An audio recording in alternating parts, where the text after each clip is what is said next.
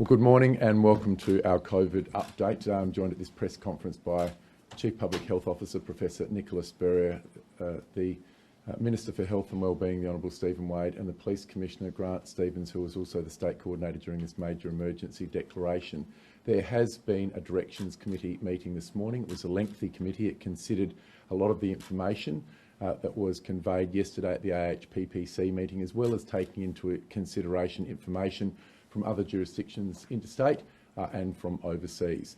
The news out of this morning's Directions meeting is that there will not be any immediate change to our state borders in South Australia, but we remain extraordinarily concerned about the Omicron threat.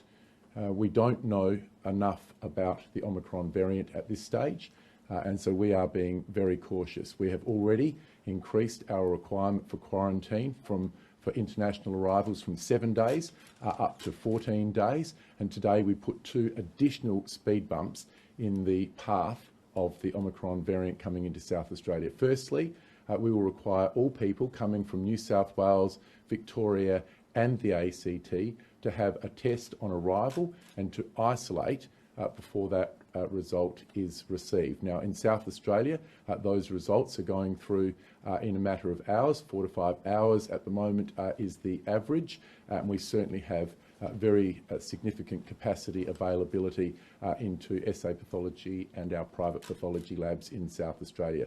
The second speed bump for those people that come in from New South Wales, Victoria and the ACT, they will be required, if they're staying in South Australia, to have a further test on day 6. The Omicron variant has only really been known to the world for a matter of days. We are getting more and more information on a daily basis. We know that it is highly transmissible. There's various pieces of information which relate to the severity of the symptoms, and we need to know more about that information.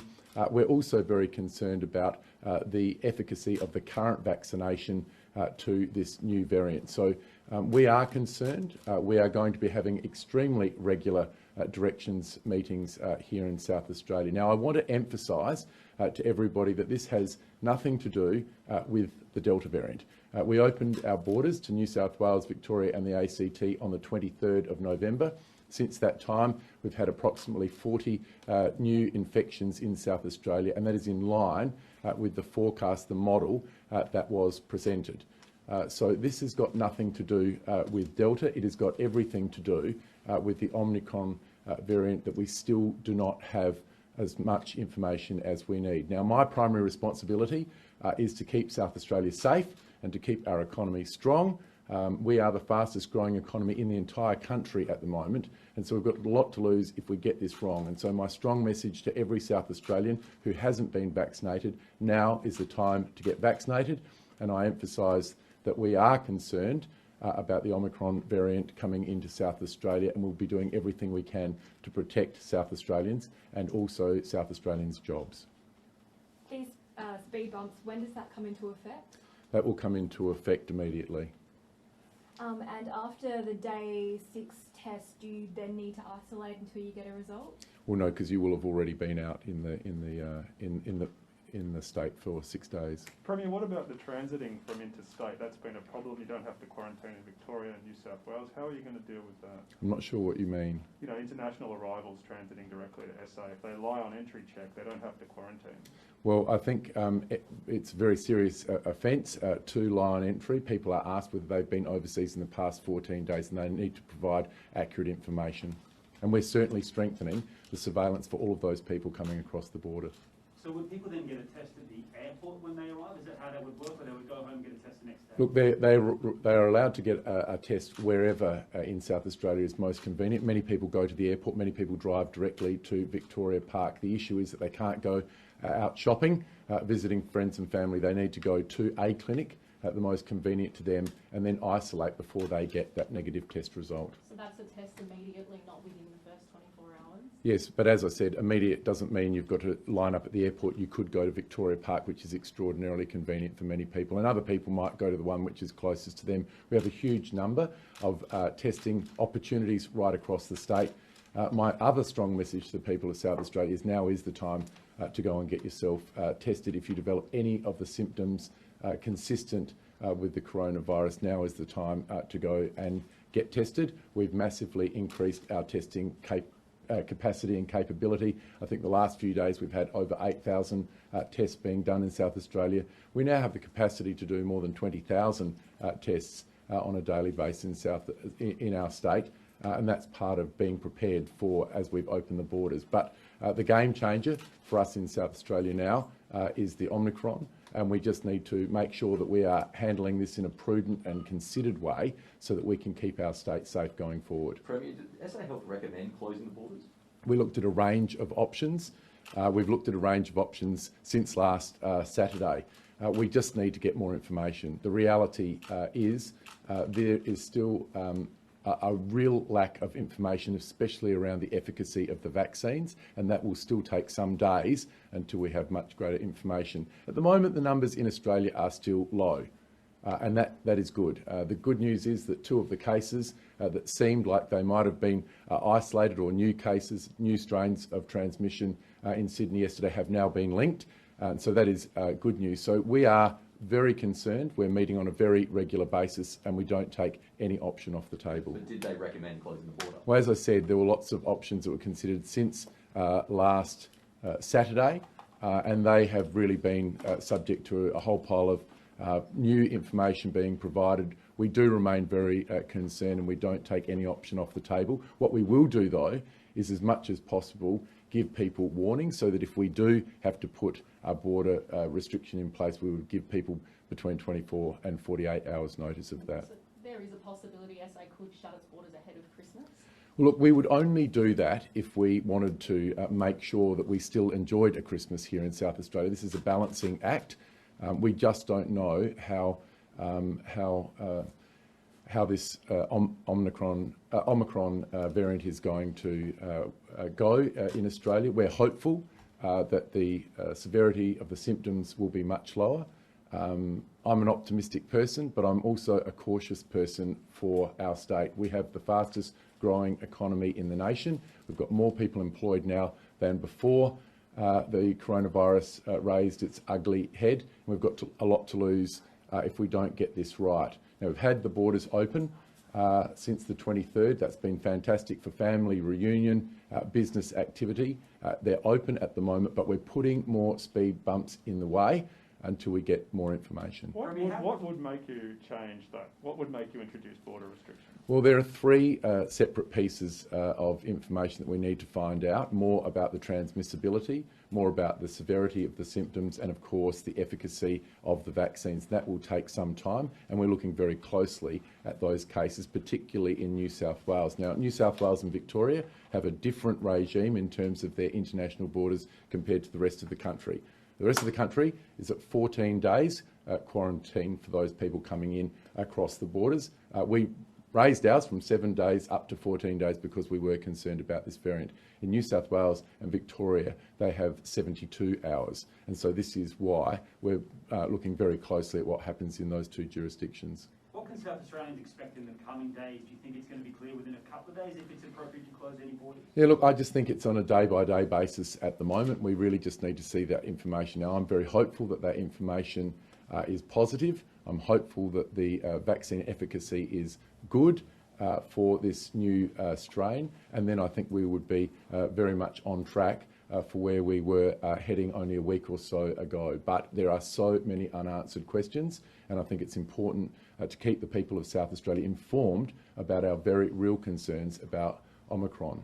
It is very, very transmissible. It is now turning up right around the world. It's here in Australia at the moment. It's contained to this point, but we could receive further information in the coming days that it is no longer contained, and we'll take all of these things into consideration as we keep South Australia safe. Is this test on arrival in addition to evidence of a negative test 72 hours prior? Absolutely.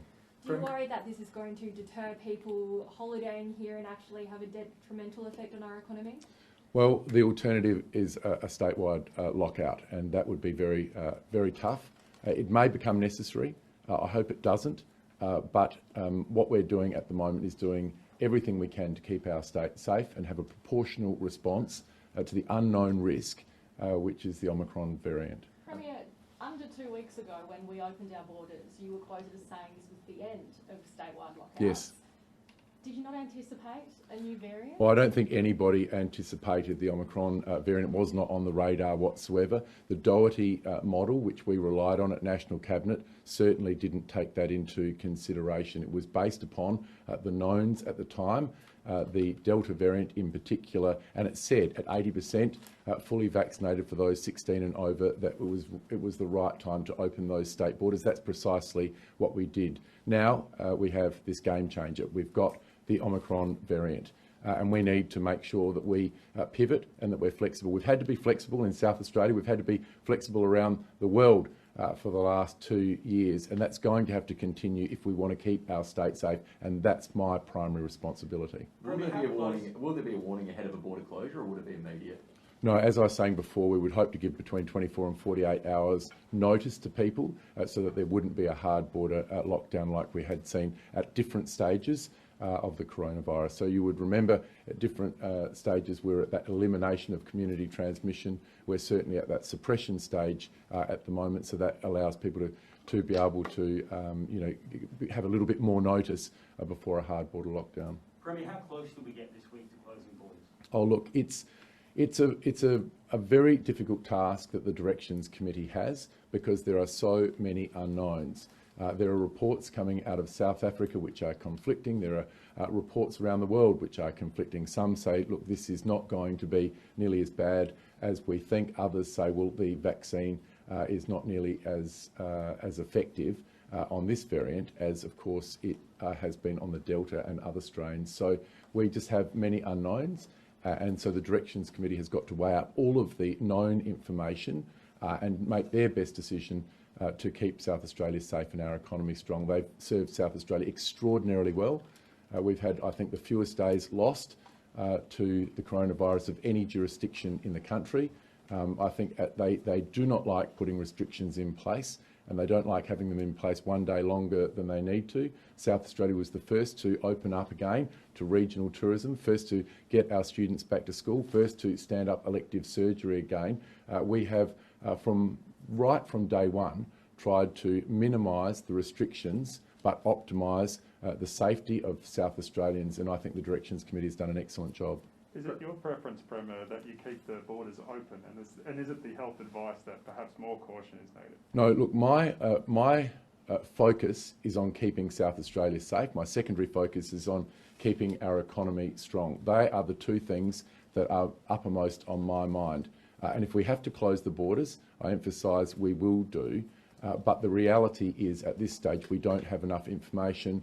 The prevalence of the Omicron variant in New South Wales is still low, but we're monitoring it very, very carefully on a daily basis. It's just that during Delta you said, we had to go hard, we go early, we were praised for acting as quickly as we did, but now you're saying it might take longer. So, as I was saying before, we're just at a different stage of dealing with the disease. We had a position previously for elimination of community transmission, and that meant we had to move very, very quickly. This is a disease which loves indecision. We moved very quickly to keep our state safe. We're now at a different stage, which is a suppression stage. We have the Delta variant in South Australia at the moment. It is manageable. It was expected to have these cases. What we now have is the game changer, which is this new variant, and we'll also respond to that. You just can't do both, though, can you? You can't say we'll try and keep Omicron out and we'll let Delta run. Well, I think that's exactly what we're going to try to do. We're going to put as many speed bumps in the way of the Omicron variant while we gather more information as to whether or not this really is a very difficult situation going forward. So we're in a fortunate situation in South Australia. We have a very, very cooperative relationship with the people of South Australia who are using their QR code check-ins. They are going and getting themselves tested, and virtually every direction that they're given, they are following that advice, and they're doing that because they can see the results of listening to the experts, listening to science, listening to the evidence, and then responding as quickly as possible. Premier, we're hearing multiple reports of people flying in and not having their COVID test results checked upon arrival. You're bringing in more testing. Is that going to be I guess, check more, considering that you're bringing in these additional tests and people aren't getting their test results checked? So we announced, I think, 2 or 3 weeks ago that we would be moving to a different regime of surveillance of those people coming across the borders for exactly the same reasons that I outlined before. We're moving from elimination to suppression, and there are better things that we can have our resources in terms of South Australia Police and SA Health doing at the moment. We are now very significantly increasing that surveillance, especially from New South Wales, Victoria and the ACT. So it is a different phase, but we are simultaneously increasing that surveillance now. What's the message to people, to South Australians wanting to book an interstate holiday? Should they book the airfare or not risk it? Look, I just think we need to be very flexible. We may need to put further restrictions in place. So for people that are travelling interstate, they need to be aware of that. We'll try to give people as much notice as possible. But this is a worrying situation that's developing right around the world with the Omicron variant, and we need to be as cautious as we can at the moment. Premier, are you still following the health advice, or are you sort of now, do you admit that you're not following it at the moment? No. I've spoke with the Chief Medical Officer, Professor Paul Kelly this morning. I've spoken with our own Professor Nicola Spurrier, our Chief Public Health Officer in South Australia. There is, I think, a consensus that we need more information on the Omicron variant. We're hopeful that that will come through very soon. But the reality is we are going to take this preemptive action to keep our state safe. We've increased that quarantine requirement for international arrivals from 7 days up to 14 days. And today we put some additional road bumps in the way. People coming in from New South Wales, from Victoria, from the ACT need to have a test within 72 hours of departure and have a negative result before they arrive. They now also need to have a test on arrival and isolate before that test result is received. And then if they're here for more than 6 days, they'll need to have a further test on the 6th day. Professor, could we speak to you briefly? Thank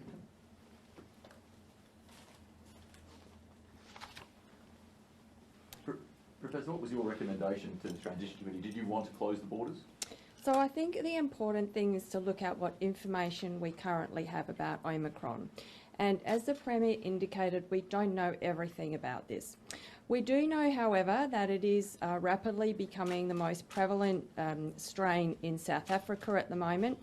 And I was very pleased to have a link up along with the other Chief Health Officers with some of the South African doctors and virologists to get a little bit more understanding about this variant. So it is very early days. I think clearly when you have something that is unknown, the lowest risk would be to try and keep it out for as long as possible. But we also need to take into account what we are trying to achieve in our state, which is getting high rates of vaccination. And people expect, because we've got those high rates of vaccination, we will be able to travel interstate. So we're in a very difficult situation here in our state. Nobody expected to have Omicron. Definitely, you know, none of us when we opened the borders on the 23rd. So let's just have a look at what we do know about Omicron. So we do know that it's increasing and it's taking over the previous Delta strain in South Africa. We know that South Africa has a vaccination rate of only 40%. So when we look at our population, it's very difficult to extrapolate that when we've got a different vaccination rate here.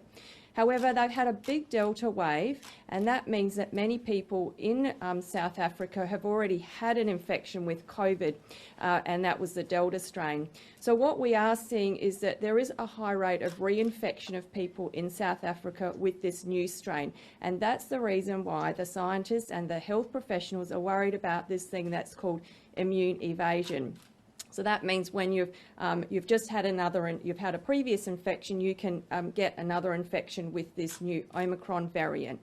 What we do not know is how effective the vaccines will be.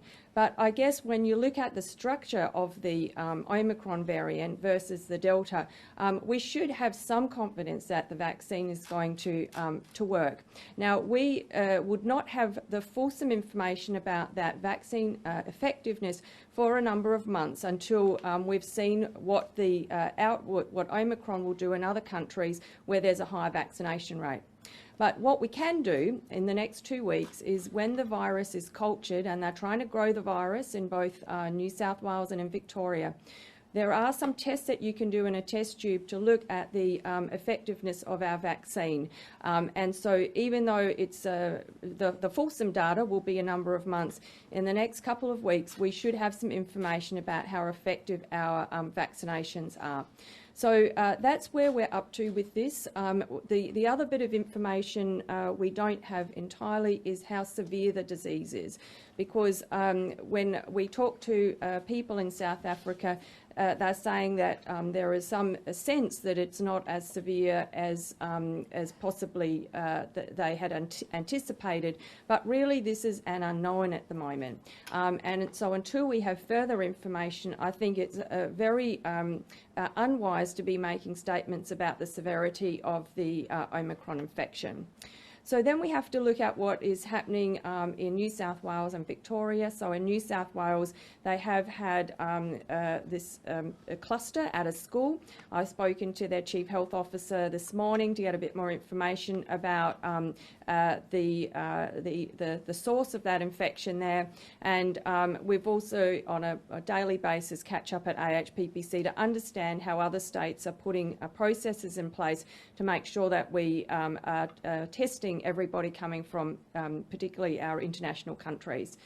Just to let you know that it's very difficult with international borders, and as people know in South Australia, and you've already asked this morning, you know, we do have on travel from those states for international travellers, and in fact I was informed overnight that we had a number of people who had been on the flight with one of the Omicron cases, and that they were in South Australia, and so my team has done some work locating those people and getting them tested this morning.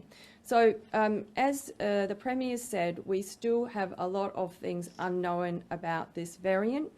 You could go to one extreme and take the most risk-averse and try and keep that out as much as you possibly can by having hard borders. That would be the most risk-averse situation, and it's my job to provide the information that's at hand, and then our Directions Committee will judge what risk we would have in South Australia for having that here versus the fact that we have moved on in our community. We are getting extremely well vaccinated, and we are enjoying the fact that we can now travel back and forwards interstate and have our relatives visit here, particularly as we come up to Christmas. So did you recommend to the board that we should close the borders? The risk is great. So what I would like to say is that there's a range of people on the Directions Committee, and I'm not going to go through who decided to provide which bit of information, and because I don't think that's appropriate. It's my role as the Chief Public Health Officer to get the best information that I can, to provide it not only to the Directions Committee and to the Premier, but also to the people of South Australia. What I would say is it is important. We've obviously got Delta in our community, that we do need to use our own abilities to keep ourselves safe. Everybody needs to be thinking about wearing masks, and I thank all of the journalists here for wearing their masks properly, both covering nose and mouth during our press conferences. We need to have masks in public places. When you're out and about, you need to try and stay that 1.5 metres away from other people. If you have any symptoms whatsoever, you need to get tested. We have one unlinked case in our state to date, and that person is known to have spent some time down in the Noarlunga region. If you haven't caught up on that news from our press release yesterday, I would urge people in that area, if you've got any symptoms whatsoever, it's very important to go and get tested. And certainly if you are not vaccinated, you need to go and get vaccinated. So I'll reiterate what the Premier said this morning. It is absolutely critical that everybody goes out and gets vaccinated. Are there any new cases today? So I have had some overnight, but I've been, to be perfectly frank, tied up in a Directions meeting this morning, making these important decisions around Omicron, and we will be releasing the information about any new cases in our standard way going forward today.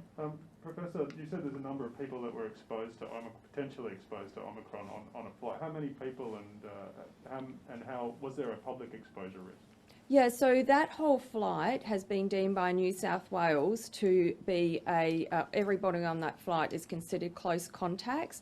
But what is quite difficult is trying to find the information, and we get that through the National Incident Room of the manifest from that flight, and then we can't just assume that everybody has stayed in New South Wales or in Victoria from any of those flights. So knowing that, we requested the manifest and we got the contact information.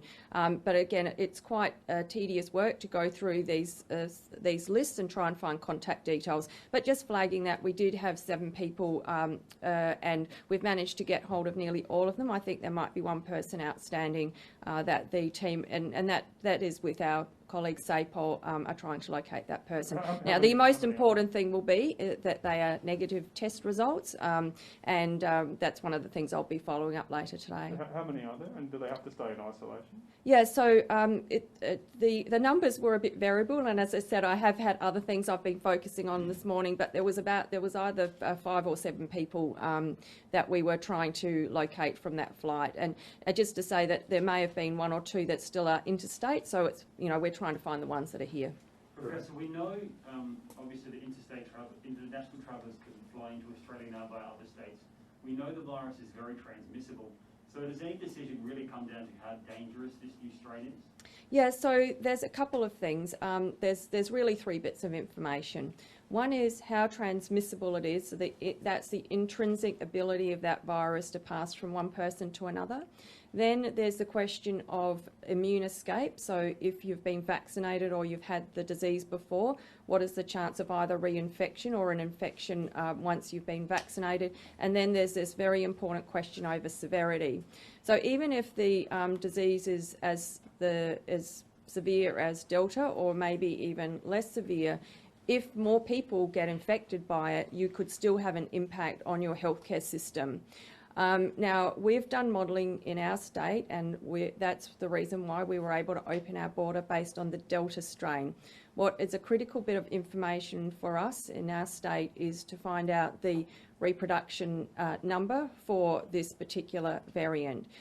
We've got the actual reproduction number from South Africa, because we can see as the cases increase how that is panning out over time. But that's in the South African context, so we need to be able to extrapolate that, and the only way of doing that is having more information about the immune evasion or ability of the vaccine to hold it, to be able to put that into our model. So those are the critical things that I'll be working on pulling together over the next couple of weeks. Do you think we can do both? Do you think we can manage Delta and keep Omicron out? Look, I can tell you that we are working very hard. We've already got Delta in our state. I mean, I think that's very obvious. So we are working to do that as we plan to do it with our contact tracing, our quarantining.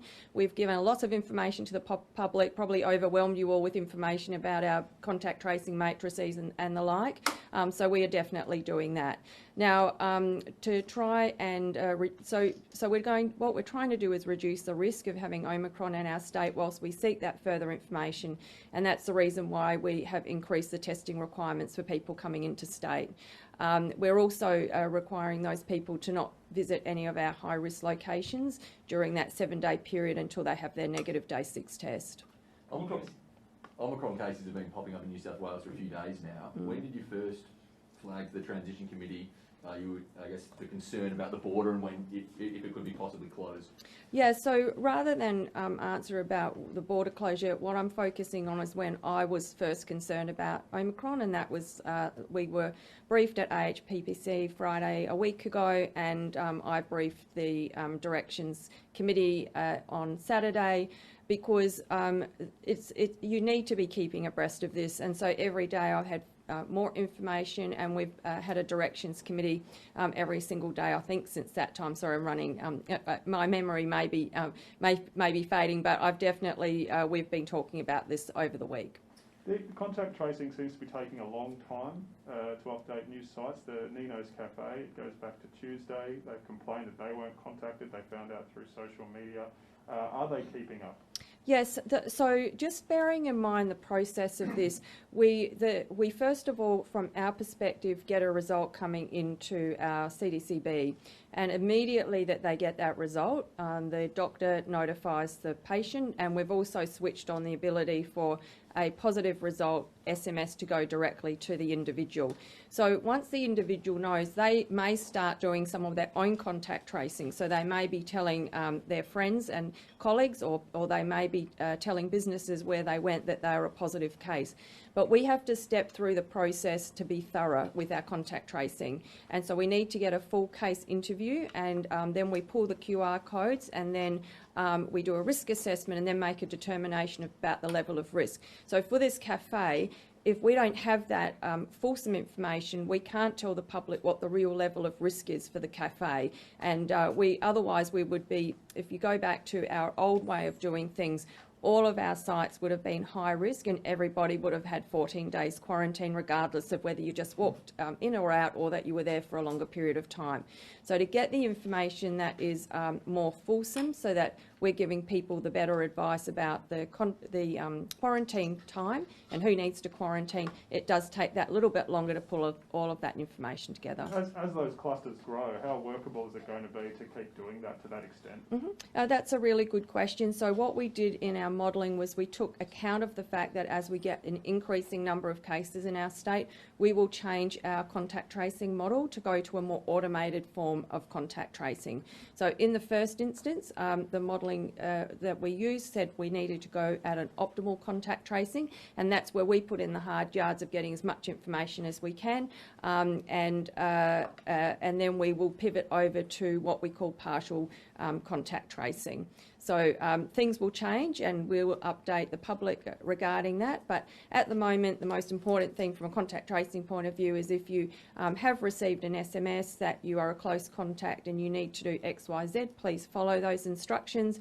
If you get an SMS to say that you have COVID, please don't panic. Stay calm and be reassured that you'll be contacted by one of our doctors from Communicable Disease Branch, and follow any instructions that you have on that SMS. Are any of the new cases today linked to the unlinked case down south?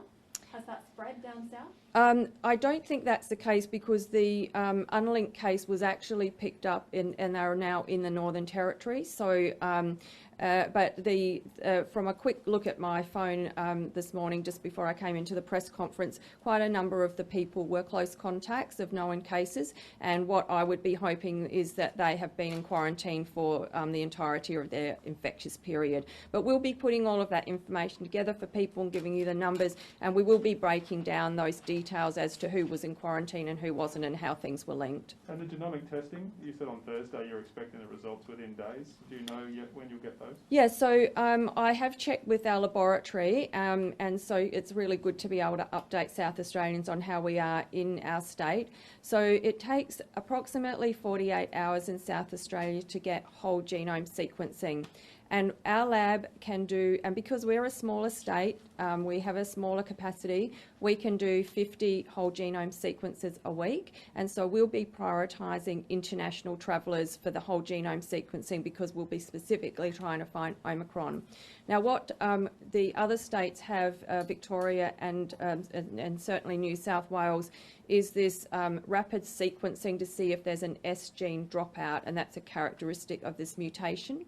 Our laboratory is setting up to be able to do that, but it needs the primers to be able to do that, and I was informed this morning that that's about a week away. So we can definitely do the whole genome sequencing, so we can tell if something's Omicron. It will be a 48-hour period of time to get that, but hopefully in a week or so we will be able to do that more rapid sequencing to look for the S gene dropout. It's not definitive, but it's a way of screening for Omicron. So you know from those cases you sequenced on Wednesday and Thursday, you know that they're not Omicron then? I'll need to get the whole genome sequence report, but I'm sure if there was an Omicron variant in the state picked up, I would be informed immediately. What can South Australians expect in the coming days, and when do you think you'll have the information to clarify that borders don't need to close again?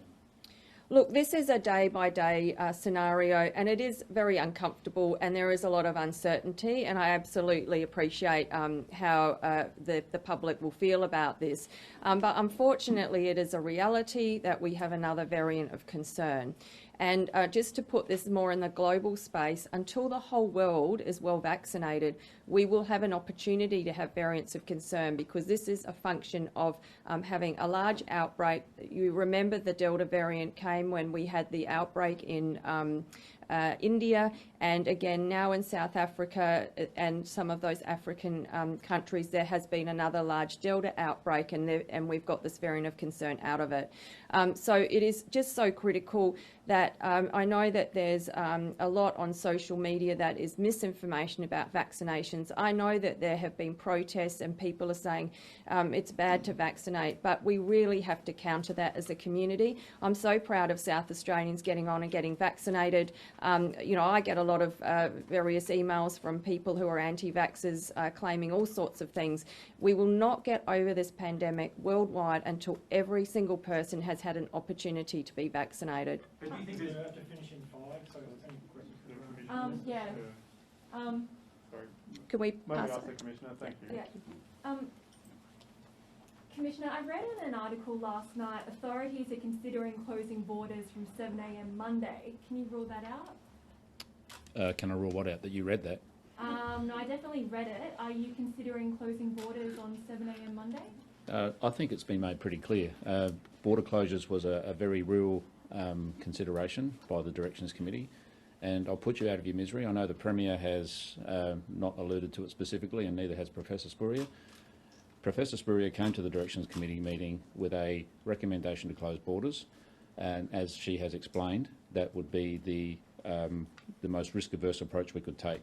But I don't think we've had more intensive Directions Committee meetings than we have over how to properly manage the unknown aspects of this Omicron variant, and it was a consensus decision supported by everybody in Directions Committee that we step through this as gradually as possible and we take a proportionate response. So the Directions Committee has come to the conclusion at this point, and it is a daily proposition, that we will enhance testing for people coming into the state and do as much as we can to monitor people's compliance with those requirements, but we are continuing to monitor. Is this the first time we haven't followed the health advice? I didn't say we haven't followed the health advice. What I've said is that Professor Spurrier's initial position coming into these discussions was the best and most effective way to eliminate any risk from Omicron was to close borders. But there are a range of factors that have to be taken into account, and the discussion through Directions Committee has put us to a position now where we have agreed the best course of action at this point in time, in the absence of more detailed information, is to enhance our testing and surveillance, which is what we're doing. It's just that in previous outbreaks, as I put to the Premier, going hard, going early has been the only way to stop outbreaks. Why not in this case? Well, as I think both the Professor and the Premier have said, is we are in a different phase of our response to the pandemic. We have made the decision to allow COVID-19 into South Australia. We simply don't have enough information about Omicron at the moment, and the number of cases in Australia is still less than 10. Another factor that wasn't related to in terms of what might trigger us to take a stronger position with our borders is if we were to see a significant spread of Omicron in another jurisdiction that wasn't able to minimise the likelihood of that spread travelling into South Australia. That may be a trigger for us, as well as more information about the virus itself. One big factor for us is we simply don't know enough about this at the moment to make any more precise decisions about what we need to do with our borders. So we are trying to step through this gradually and proportionally. Is it possible for officers, with the current load of travellers, to check compliance? Well, prior to these concerns about the new variant, we were probably engaging with about 80% of travellers coming across the border. So we are prioritising our efforts. It will be what I would describe as domestic travellers as opposed to commercial freight and transport will be the main focus of our efforts in stopping people. There are strong practices in place for the freight sector, and they have been exceptional in minimising risk of transmission from one state to another right throughout the course of the pandemic. So we're relying on their continuing compliance, and we'll be putting our focus on those discretionary travellers who are coming into South Australia. What was your recommendation in that meeting, and why did you make that recommendation? My job in directions is to listen to the advice. I participate in the discussions, but it's ultimately my decision based on what occurs in Transition Committee. And why did you make the decision you made? What was the motivating factor? Well, as I just said, there's a lengthy discussion. All aspects are considered, and based on the information and discussions in the Directions Committee, I'm then left with the responsibility of making a decision which has been announced today.